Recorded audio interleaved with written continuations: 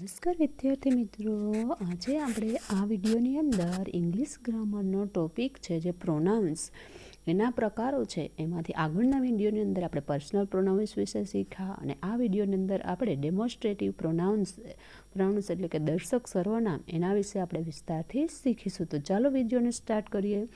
કોઈ પહેલાં છે ડેમોન્સ્ટ્રેટિવ પ્રોનાઉન્સ એટલે કે દર્શક સર્વનામ, એની આપણે વ્યાખ્યા જોઈએ તો કોઈ પણ વસ્તુ, વ્યક્તિ, સ્થળ વગેરે છે નજીક અથવા દૂર છે તેમ તેને ઈશારો કરી બતાવવા જે સર્વનામ વપરાય તેને ડેમોન્સ્ટ્રેટિવ પ્રોનાઉન કહે છે, એટલે કે દર્શક સર્વનામ કહે છે. કોઈ પણ વસ્તુ હોય તે આપણી, કોઈ વ્યક્તિ હોય, કોઈ સ્થળ હોય, કોઈ અથવા વસ્તુ હોય તો એને આપણે છે આપણી પાસે હોય અથવા આપણાથી દૂર હોય, નજીક હોય અથવા દૂર હોય, એને આપણે ઈશારો કરીને બતાવવો હોય અથવા આંગળી ચીંધીને અથવા કોઈ સ્પર્શ કરીને આપણે જો એને બતાવવા માગતા હોય અને એના માટે જે સર્વનામનો ઉપયોગ થાય, જે સર્વનામ વપરાય તેને ડેમોન્સ્ટ્રેટિવ પ્રોનાઉન્સ એટલે કે દર્શક સર્વનામ તરીકે ઓળખવામાં આવે છે. તો એની વ્યાખ્યા જોઈએ. પછી હવે જોઈએ ડેમોન્સ્ટ્રેટિવ પ્રોનાઉન્સ છે કયા કયા છે એની અંદર, તો કે ધીસ, ધેટ, ધીઝ અને ધોઝ. આ છે જ્યારે એ દર્શક સર્વનામ કહેવાય છે, એટલે કે ડેમોન્સ્ટ્રેટિવ પ્રોનાઉન્સ કહેવાય. ધીસ એટલે આ, ધેટ એટલે તે અથવા પહેલું, ધીઝ એટલે આ અને ધોઝ એટલે પહેલાં. ધીસ છે એનું બહુવચન ધીઝ થાય અને ધેટ છે તો એનું બહુવચન ધોઝ થાય.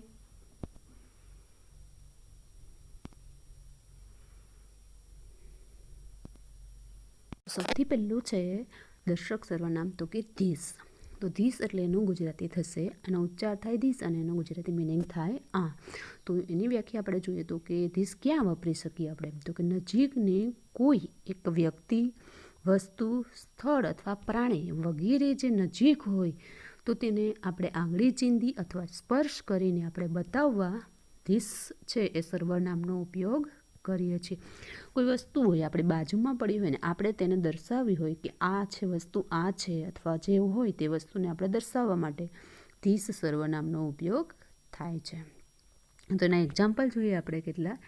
ધીસ ઇઝ એન એપલ, તો આ સફરજન છે. ધીસ ઇઝ અ બોલ, આ બોલ છે એટલે કે આ દડો છે. This is not a mango, આ કેરી નથી. ઇઝ ધીસ યોર મોબાઈલ, આ મોબાઈલ તમારો છે. તો હકાર વાક્ય પણ આપણે આ કરી શકીએ, એનું નકાર પણ બનાવી શકીએ અને પ્રશ્નાર્થ વાક્ય પણ બનાવી શકીએ. તો આપણે નજીકની વસ્તુ હોય અને આપણે એને બતાવવી હોય તો આપણે એને ધીસથી સર્વનામનો ઉપયોગ કરી અને એ વસ્તુને બતાવી શકીએ છીએ. તો આપણે ધીસ છે એનો ઉપયોગ જોયો અને એનો હવે એના પછી જોઈએ આપણે ધીઝનો. તો ધીસ છે એનું બહુવચનનું થાય ધીઝ અને ધીઝ એટલે આ. તો નજીકની એક કરતાં વધારે વ્યક્તિઓ, વસ્તુઓ કે પદાર્થોને બતાવવા માટે ધીઝ વપરાય છે. જો નજીક વસ્તુ હોય, આપણી બાજુમાં વસ્તુ પડેલી હોય તો કોઈ વ્યક્તિ હોય, વસ્તુ હોય, કોઈ પ્રાણી હોય, કોઈ પદાર્થ હોય, જો એને આપણે દર્શાવવું હોય તો એના માટે ધીઝ છે એ વપરાય છે. તો એના કેટલાક આપણે એક્ઝામ્પલ્સ જોઈએ. ધીઝ આર કાઉસ, આ ગાયો છે. એક ગાયો હોય તો ધીસ ઇઝ અ કાઉ અને એક કરતાં વધારે છે તો these are cows. These are papers, એક કરતાં ઘણા બધા વધારે પેપર છે તો એના માટે these are papers.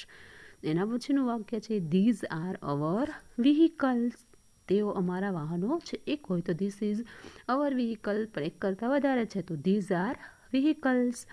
He never comes to see me in this day, મેં ક્યારે પણ એને અહીંયા આવતો તે દિવસોમાં મેં જોયો નથી. તો જો બહુવચનમાં છે અને નજીક પડેલી વસ્તુ હોય તો આપણે એને દર્શાવવી હોય અથવા એને સ્પર્શ કરવી હોય અને કહેવું હોય, એનો નિર્દેશ કરવો હોય તો આપણે ધીઝ છે એનો ઉપયોગ કરીએ છીએ.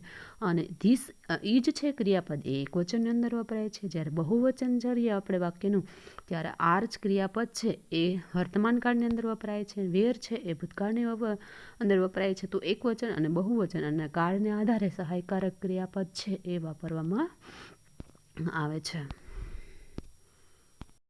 એના પછીનું પ્રોનાઉન છે ધેટ. તો ધેટ એટલે કે પહેલું અથવા તે. જો દૂરની કોઈ વ્યક્તિ, વસ્તુ બતાવવા માટે અથવા કોઈ પદાર્થ છે તેને બતાવવા માટે આપણે દૂર હોય તો એના માટે ધેટ સર્વનામનો ઉપયોગ કરીએ છીએ. તો ધેટ છે ક્યાં વપરાય તો કે દૂરની વસ્તુઓ દર્શાવવા માટે. કેટલાક એના એક્ઝામ્પલો છે એ જોઈએ. તો પહેલું છે ધેટ ઇઝ અ બાઇસિકલ, પહેલી બાઇસિકલ છે. એના પછીનું બીજું છે that is not my pen, આ મારી તે પેલી છે એ મારી પેન નથી. એના પછી ત્રીજું વાક્ય છે ઇઝ ધેટ અ કાર, આ કાર કોની છે, હા પેલી કાર અથવા તે કાર એ કોની છે. એના પછીનું ચોથું છે that is a nice dress, તે સુંદર ડ્રેસ છે. એના પછી પાંચમું છે go there and fetch the file here, ત્યાં જા અને એ ફાઇલ છે તે પેલી ફાઇલ અહીં લઈ આવો.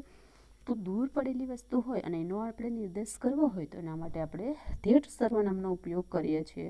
એમાં પહેલું વાક્ય છે હકાર વાક્ય છે, that is not my pen એ નકાર વાક્ય છે, ત્રીજું ઇઝ ધેટ અ કાર એ પ્રશ્નાર્થ વાક્ય છે, અને નીચેના ચોથું અને પાંચમું વાક્ય છે હકાર છે. તો તમે હકાર વાક્ય પણ બનાવી શકો, નકાર પણ દર્શાવી શકો, અને પ્રશ્નાર્થ હોય તો એ પણ તમે એને વાક્ય છે એ ધેટનો ઉપયોગ કરી અને બનાવી શકો છો. એના પછીનું છે ધોઝ, ધોઝ એટલે પહેલા, અને ધેટ છે એ એક વચન માટે વપરાય છે અને એનું બહુવચન છે ધોઝ. તો એક કરતાં વધારે વ્યક્તિઓ હોય, વસ્તુઓ હોય કે પદાર્થ હોય જે આપણે એનાથી દૂર હોય અને એનો આપણે નિર્દેશ કરવો હોય, એને આપણે બતાવવા હોય તો એના માટે ધોઝ વપરાય છે. નજીકની વસ્તુ માટે ધીસ અને દૂરની વસ્તુ માટે ધેટ. ધીસ છે એક વચન માટે વપરાય છે અને ધીસ છે બહુવચન માટે વપરાય છે. ધેટ છે દૂરની વસ્તુ માટે અને એક વચન માટે વપરાય છે, જ્યારે ધોજ છે દૂરની વસ્તુ માટે અને બહુવચન માટે વપરાય છે. તો એનું એક્ઝામ્પલ આપણે જોઈએ કે ધોઝ આર કેટ્સ, જો એક કેટ હોય તો એના માટે આપણે ધેટ ઇઝ વાપરી શકીએ, અને એક કરતાં વધારે છે તો ધોઝ આર કેટ્સ, પહેલી બિલાડીઓ છે. બીજું છે those mangoes look riper than this, આ કેરીઓ કરતાં પહેલી કેરીઓ છે વધારે પાકેલી છે. ત્રીજું છે those parents were in favour of change, તો ધોજ છે એક કરતાં વધારે વ્યક્તિ હોય ને બહુવચન હોય તો એના માટે ધોજ વપરાય છે, અને દૂર રહેલી વસ્તુ હોય ને એનો આપણે નિર્દેશ કરવો હોય તો આપણે ધોજ છે એ પ્રોનાઉન્સનો ઉપયોગ કરી શકીએ છીએ. એના પછી આપણે ચાર છે એ દર્શક સર્વનામ વિશે માહિતી મેળવી. ધીસ, ધીસ, ધેટ અને ધોજ. ધીસ છે એ નજીકની વસ્તુ માટે વપરાય અને એક વચનની અંદર વપરાય છે, જ્યારે ધીજ છે એ બહુવચન માટે વપરાય છે અને નજીકની વસ્તુ માટે અને બહુવચન હોય ત્યારે એને વાપરવામાં આવે છે. ધેટ છે એ દૂરની વસ્તુ આપણે નિર્દેશ કરવો હોય ત્યારે વપરાય છે, અને ધેટ છે એનું બહુવચન થાય ધોજ. તો ધીસ એનું બહુવચન ધોજ, ધેટ એનું બહુવચન ધોજ. તો ચારે છે એ ડિમોન્સ્ટ્રેટિવ પ્રોનાઉન્સ, એના વિશે આપણે માહિતી મેળવી. એક વચનમાં નજીકની વસ્તુ હોય તો ધીસ અને એનું બહુવચન ધીસ, અને દૂર છે તો દૂરની વસ્તુ છે એક વચન માટે ધેટ અને બહુવચન માટે ધોજ એનો ઉપયોગ થાય છે. તો આપણે અહીં ચાર છે ડેમોન્સ્ટ્રેટિવ પ્રોનાઉન વિશે માહિતી મેળવી છે.